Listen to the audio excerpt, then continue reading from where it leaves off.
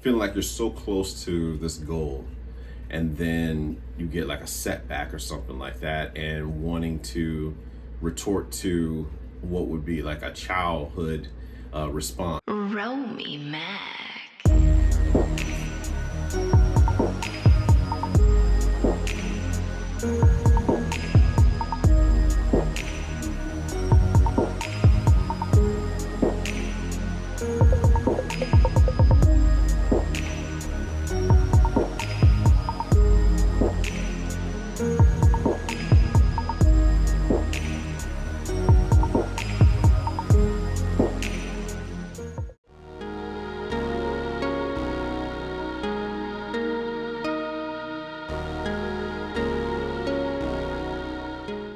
What are some things you haven't figured out yet as a man? Things I haven't figured out as a man. Definitely home improvement, working certain stuff around the house, how certain parts of the house operate. That is definitely something that I haven't figured out yet as a man. Navigating emotions 100%. And I truly believe that's something that you don't ever really do. I believe there's a part of you that is always going to retort back to the wounded inner child at some point in time. It's just learning how to manage when those episodes come up and not to like essentially project that on people around you. I would say the biggest challenge I'm learning for myself is more so projecting on those that you truly do have an affinity for. Maybe that's how you know something feels real to you. Maybe that's the universe, God and the universe somehow showing you that something means something to you. So there is a slight fear of losing it. You know, I believe that is something that I could definitely work on. Learning how to manage those emotions when they do arise. Things you haven't figured out yet, how to continuously grow up. Really, what's the next step? What's the next step in growing up for me, where I am at the time? And you know what I mean? Like that's something that I kind of sit back with myself and reflect. I sit back and think about what are some areas where there could be some maturity that could happen. I say definitely in parenting, I'm going to be open to that because I'm novice to it. You know, even with a grown child, it's still like you're still trying to learn how this shit goes and what can be done. What does your child need? Does she need anything from you right now? Should you push forward? Should you pull back? Those types of things that I think that's something that I could definitely learn how to, still continue to learn how to do. I think that's an ongoing thing. I think parenting is something that goes on until we're no longer here in my mind. So it's constantly trying to navigate the thoughts that come in with that. Was something a mistake for you, or was it just not the time? And that can mean a lot of things, like trying to pursue a certain business, trying to pursue a certain relationship, or what have you, and figuring out what all that really means to do it, to try to pursue something, and having your mind set on it, and being able to accept the outcome no matter how much effort you put into it. I think that's one of the things I think that's something I know for sure that I'm kind of learning how to do, still trying to learn how to do as a man, is all right, so I'm going into this thing full throttle and burning the bridges behind me. And how are you going to handle it if indeed it doesn't go the way that you intended? And I believe that's a very challenging place to be in. Some would say scary, but I believe those are the ones, the outliers. I believe those are the ones who tend to make the difference. I believe those are the ones who make a splash in the ocean, and the splash in life, to go after what it is that they want to pursue, dream wise, career wise, entrepreneurship wise, whatever it is. I believe that those are the ones who make the difference. Those are the ones who believe when no one else did. Those are the ones who are crazy enough to believe in themselves, to see something that no one else could see. So but I'm still learning how to manage those thoughts. Is this something that you continue to pursue? Was this just a shot in the dark? Is it all of them? Do you keep moving? Do you still move despite not seeing numbers shift? Is this something? Is there something that can be changed? Or there's different things that come up inside the mind, and it's all about being honest with yourself, being able to sit with yourself and be like, you know what? All right, this whole thing, this strategy could use some alteration. I'm in the process of going over a few strategies in my head that are going to be a little bit more beneficial to me than like I said, in previous years, and being able to put yourself out there. So that's one way of how to navigate such. Another thing I still haven't learned yet is learning how to hold frame, as well as manage strong emotions that come within said frame. You know what I mean? And it doesn't always come easy, especially it can be tested by family, it can be tested by someone you're seeing, it could be tested by feeling like you're so close to this goal, and then you get a setback or something like that, and wanting to retort to what would be a childhood response, a childlike response to what it is that you believe that you're in, but it doesn't benefit you. Throwing a tantrum is not going to do anything. It may be what you're used to, but it's not going to do anything. And sometimes I have to warn myself, I have to catch myself before going back to that. When you feel like you've been dealing with stuff on your own, since you were little, and it's that's all you knew. But to kind of sit back, take a look outside yourself, and look at, hug your inner child, or laugh at your inner child, whatever it is, to see what I want to do, but an out of body experience, just watching yourself do this, and ask yourself, does it really benefit you?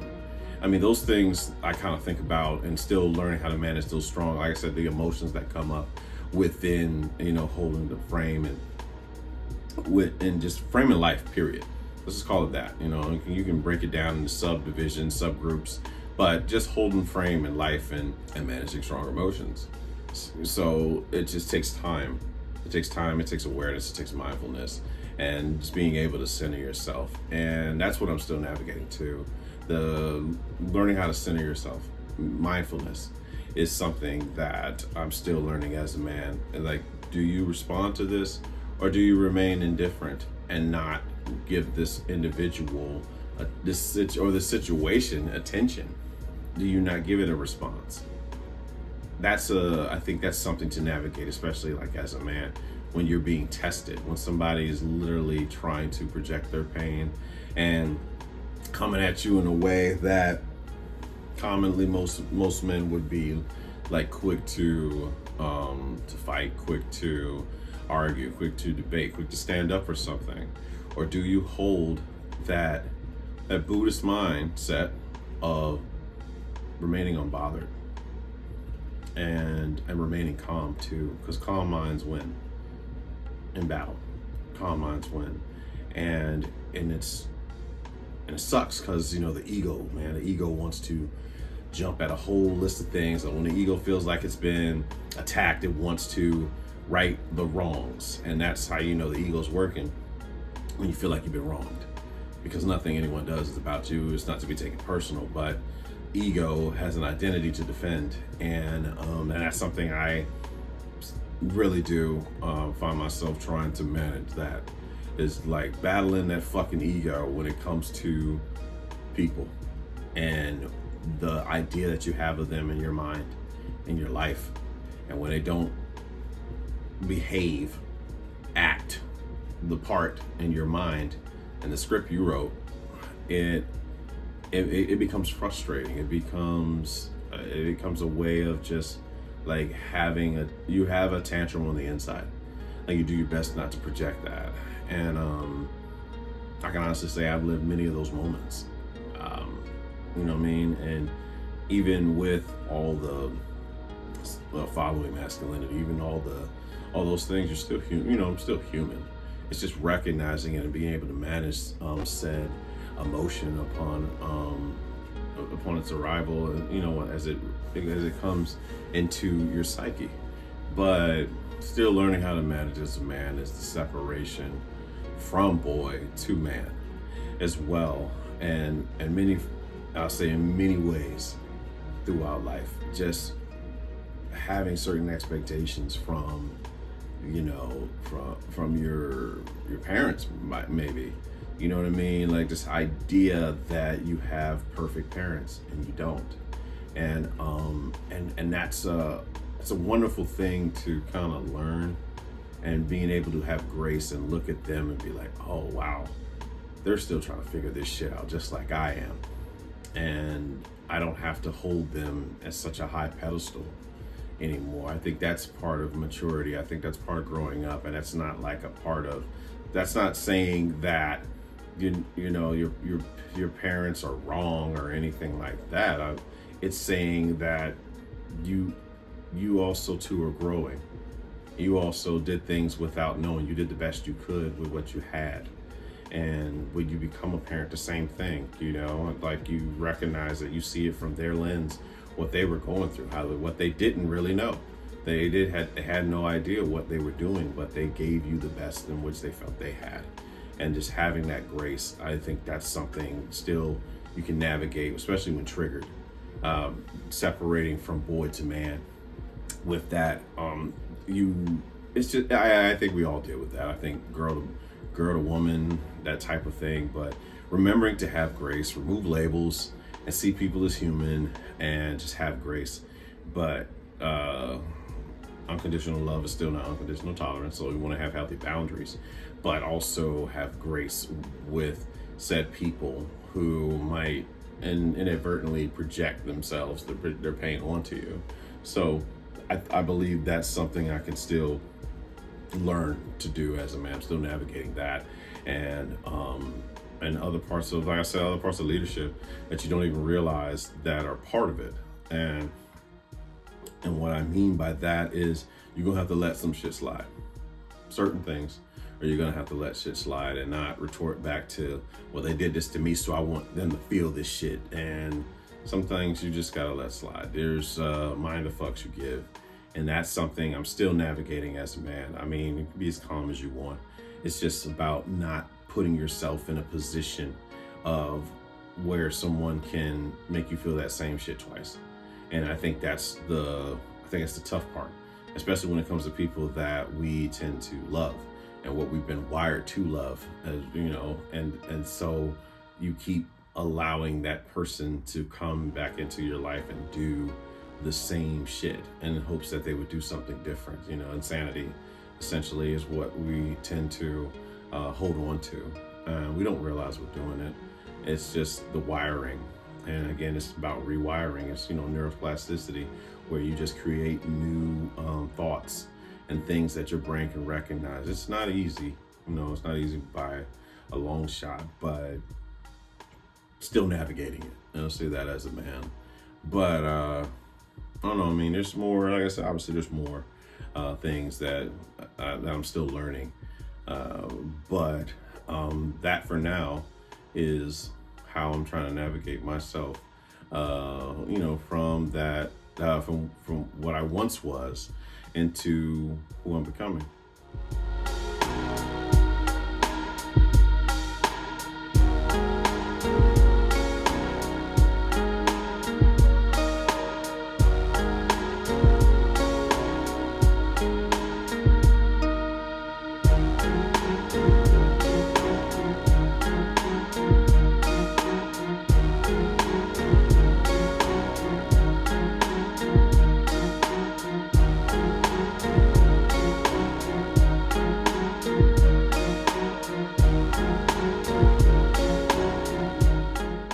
What are your thoughts on the Avengers Doomsday trailer?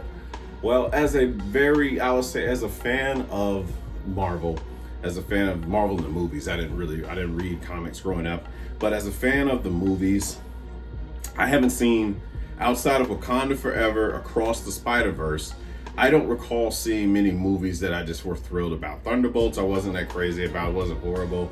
Fantastic Four was not bad, but nothing to rave home about. And the previous ones, I mean, what was it? The Eternals, I still haven't finished that. So there's a lot going on as far as who's to be in Doomsday, you know what I'm saying? So, I mean, look forward to that. I'm definitely going to try to watch, but I just haven't found myself excited about this phase of Marvel right now. And I mean, the series are okay. Series been okay. Like Marvel Zombies was pretty good. I enjoyed watching that. And I think there was a few other series that were out during this phase, but I'm not, like I said, I've yet to see anything. I didn't watch Ironheart. I heard Ironheart was dope. What was it? Moon Knight. I didn't see Moon Knight. And but I just want to see how everything is connected in Doomsday. Like in Avengers Doomsday. So it's something to look forward to. At the same time, it's like there is a lot on the line. Unfortunately, expectations, because of what was set prior. I mean, how do you follow Endgame? I'm not sure if you can, but nevertheless, as a fan, I look forward to seeing Avengers Doomsday. I just have no idea where they're going with this.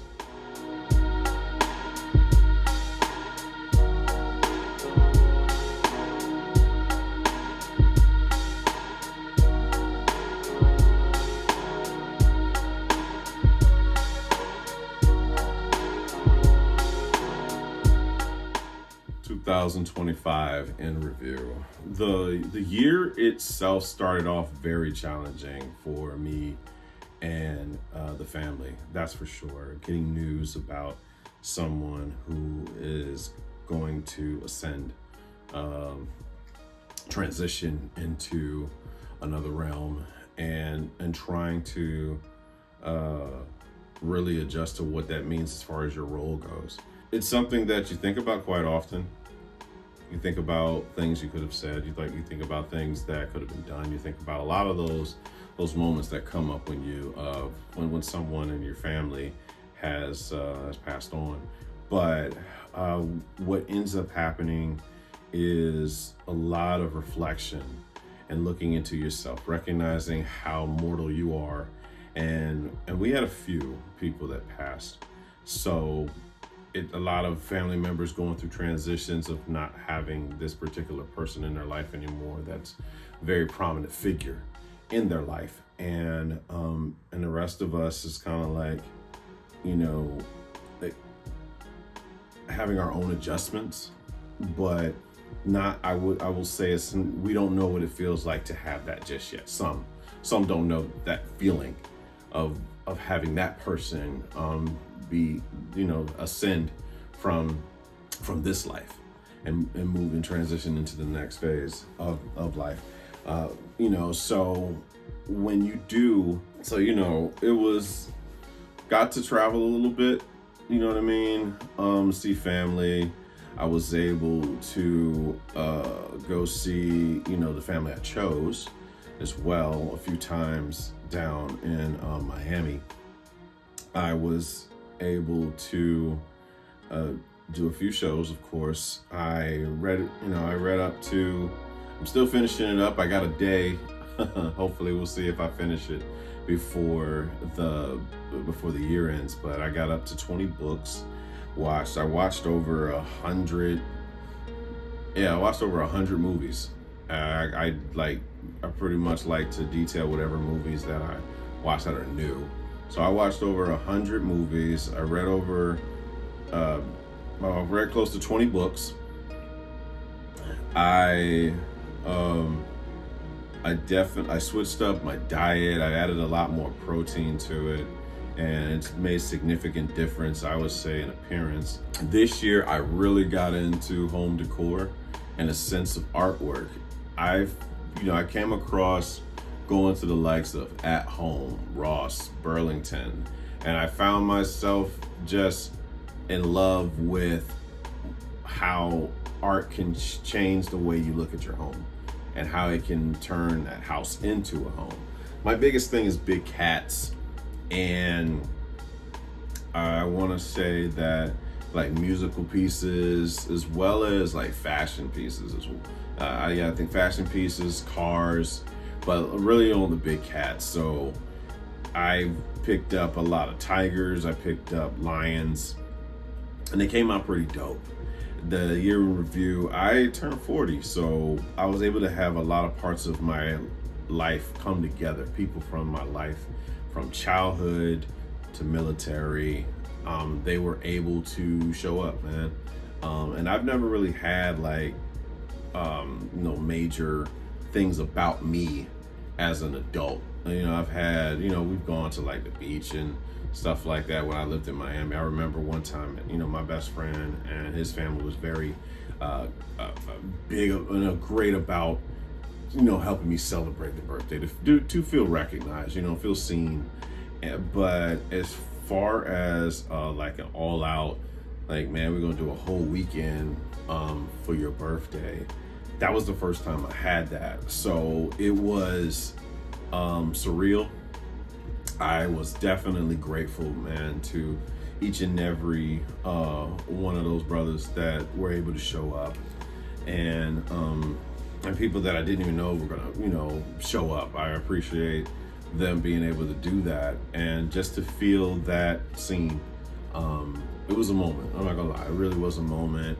It was a lot of effort. It was a lot of effort trying to, host that, but all in all, I mean, it was a great time. I enjoyed myself, man. I did, I was able to see Oceana a little bit. I was able to see Oceana, and I played a lot of Spa. I don't think that's new, but I played a lot of Spa. I got introduced to Diane Krall, just like that saloon jazz type music, and even reminded me of who Vince Guaraldi is, and not just listening to his Christmas thing for like the Peanuts or Charlie Brown's Christmas, but just his music in general. And of course the Clips album coming out and reminding, being able to remember those high school moments of banging on the table to grinding with your classmates. I had to say goodbye to Frankie. I give my cars names, and I had to say goodbye to my Sonata, and got introduced to Annabelle Pearl, as I call Annie Pearl, and that name comes from my love for Eddie Murphy, and that's the name of his mom's, and Sherman's mom in the Clumps, and 1 and 2, or her name is Annie Pearl or whatever. So Annie Pearl Clump, but I call the car Annie Pearl, Annabelle Pearl. It's all black Nissan Altima, and it came out pretty dope. Definitely learned a lot of patience getting the repairs and stuff knocked out for it. It was a trying time. Cannot forget about the furlough. That was the first time that I had to work without getting paid. We're gonna get paid. It's just waiting to get paid, but we had to work, and being very grateful for lessons in financial literacy. It really allowed me to have some space.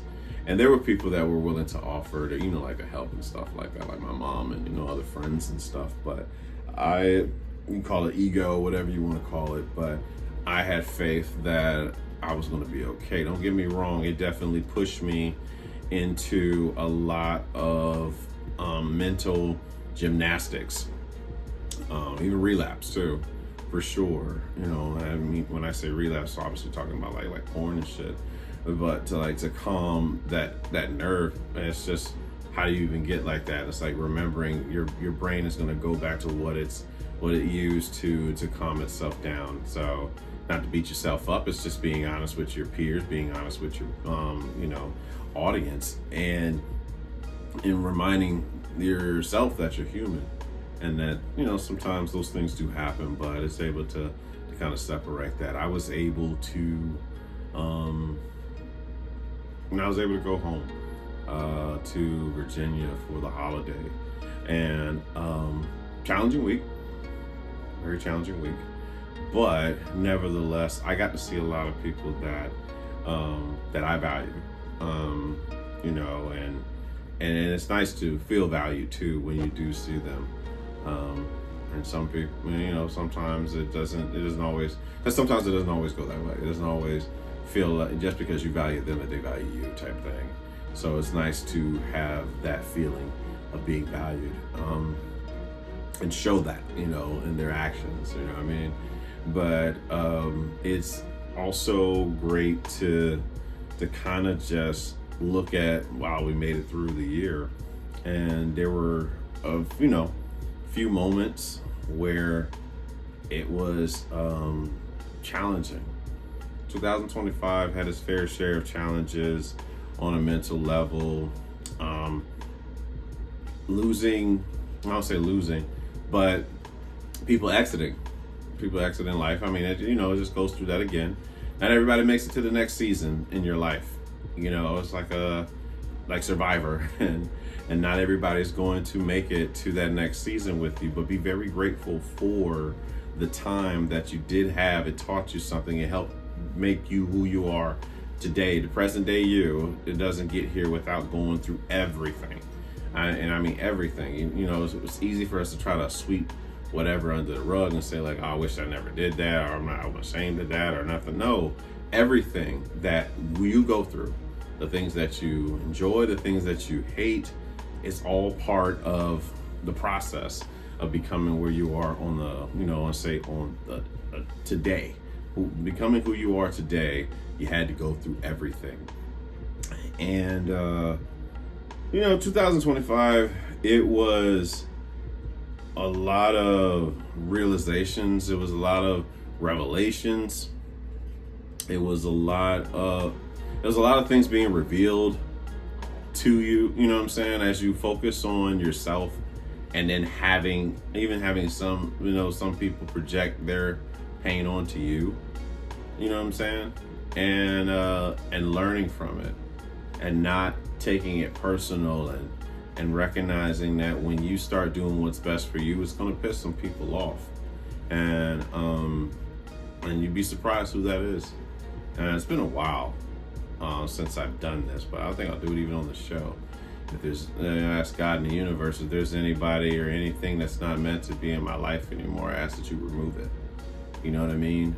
I recommend everybody doing the same thing. You'd be surprised who ends up leaving the island in Survivor when you do that. But I went ahead and did it live on the show, so that's just me doing it, because I don't think I've done it in a while, but I'm all for doing so to make room for what is for me versus what was just a branch or whatever, you know what I'm saying, a leaf, instead of like the roots. Figuring out who the roots are in your life, and life will show you who roots are and who branches are, leaves, and those different things. But I say forgiveness, right? Forgiveness comes to mind. Learning how to forgive, and everybody. I'm talking about like learning how to forgive everybody and everything, so that you cannot be sitting in your own sorrow, because it's really all in your head. No, it's not about what's done to you; it's how you're going to respond to it. And 2025. What more can you say, man? It was definitely one for the books. Coming in obviously with the idea of no expectations, no entitlement, no ego, and you learn a lot from yourself. You learn a lot from your the energy that you put into this life, because whatever you put out is what you're gonna get back. It might not come from where you think it's gonna come from, where you want it to come from, but it certainly does come back to you. And that's whatever you do, whatever you decide to do, and just deal with it, accept it. And there was a lot of lessons of amor fati throughout this entire year, because there's a lot of things that happened and did not want to happen, wasn't prepared to happen, but life is funny that way. So 2025, I say that one last time before we talk about 2026. And I look forward to, well, I still have to create, I have to write down some goals.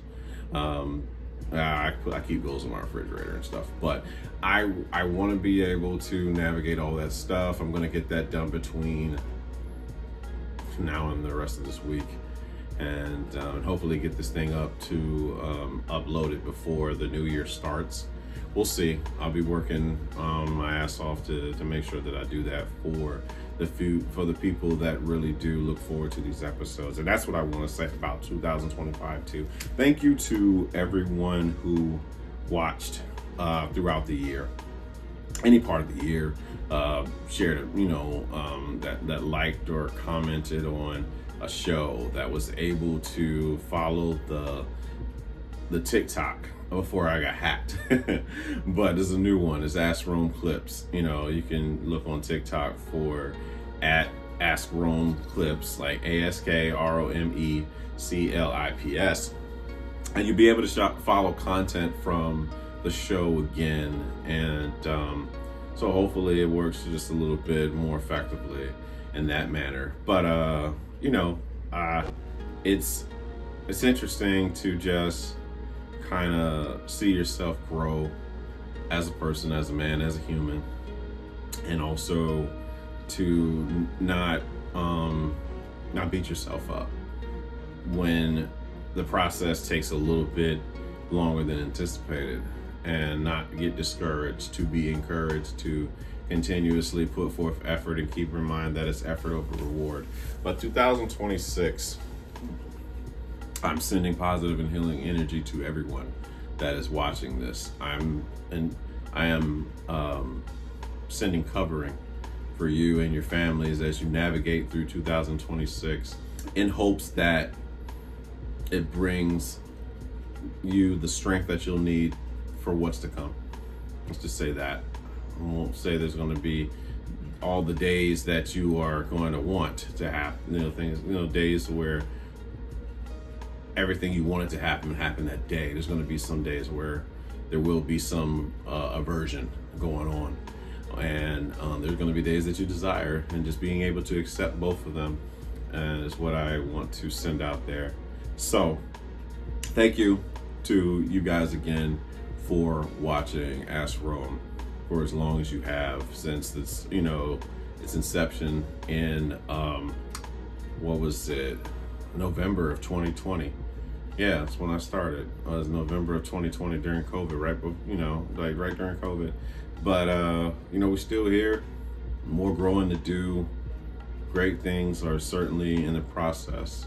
I trust that. I trust that God and the universe enough to know that things are going to happen, and fast. And I'm putting that out there. I just want you to be along for the ride too. So I look forward to seeing you guys in the next year. Please be safe, whatever you do for the new year. This is Romy Mac, and I'm out. Good night, kids.